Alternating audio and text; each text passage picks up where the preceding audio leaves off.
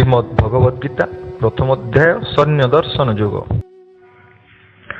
ସଞ୍ଜୟ ଉବାଚ ପଶ୍ୟୈତଂ ପାଣ୍ଡୁପୁତ୍ରାଣ ମାଚାର୍ଯ୍ୟ ମହତିଂ চ ମୁଂ ବ୍ୟୁଢାଂ ଦ୍ରୁପଦ ପୁତ୍ରେଣ ତବ ଶିଷ୍ୟେଣ ଧୀମତା।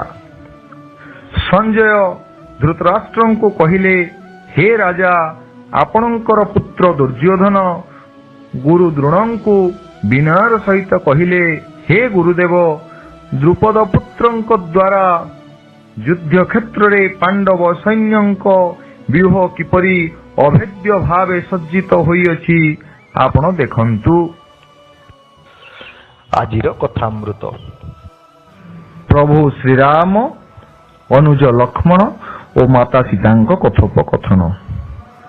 ଥରେ ପଞ୍ଚବଟୀ ବନରେ ପ୍ରଭୁ ଶ୍ରୀରାମ, ଅନୁଜ ଲକ୍ଷ୍ମଣ ଓ ମାତା ସୀତାଙ୍କ କଥୋପକଥନ ସମୟରେ ଲକ୍ଷ୍ମଣ କହୁଛନ୍ତି ଶ୍ଲୋକ ଚକ୍ଷୁ ଦୀପାନ୍ବିତଂ ନାନ୍ୟ ଦୀପମ୍, ଅର୍ଥାତ୍ ଚକ୍ଷୁର ଆଲୋକ ସବୁଠାରୁ ଶ୍ରେଷ୍ଠ ଅଟେ।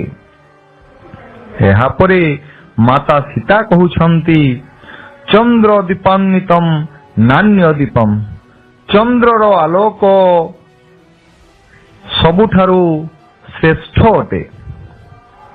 ଏହାପରେ ସ୍ମିତ ହାସ୍ୟ ଦେଇ ପ୍ରଭୁ ଶ୍ରୀରାମ କହୁଛନ୍ତି ଜ୍ଞାନ ଦୀପାନ୍ବିତଂ ନାନ୍ୟ ଦୀପମ୍, ଅର୍ଥାତ୍ ଜ୍ଞାନର ଆଲୋକ ସବୁଠାରୁ ଶ୍ରେଷ୍ଠ ଅଟେ, କାରଣ ଜ୍ଞାନ ଦ୍ୱାରା ସମସ୍ତଙ୍କୁ ଜିତି ହୁଏ।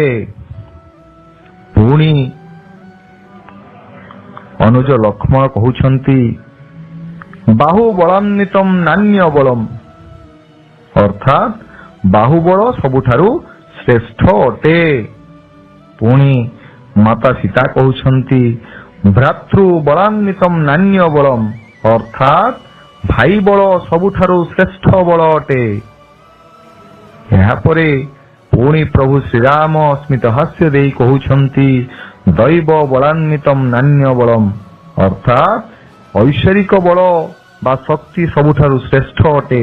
ସେଠି ସମସ୍ତଙ୍କ ବଳ ହାର ମାନିଥାଏ। ରାଧେ ରାଧେ। ଆଜି ପାଇଁ ଏତିକି, ପୁଣି ଆରଥରକୁ।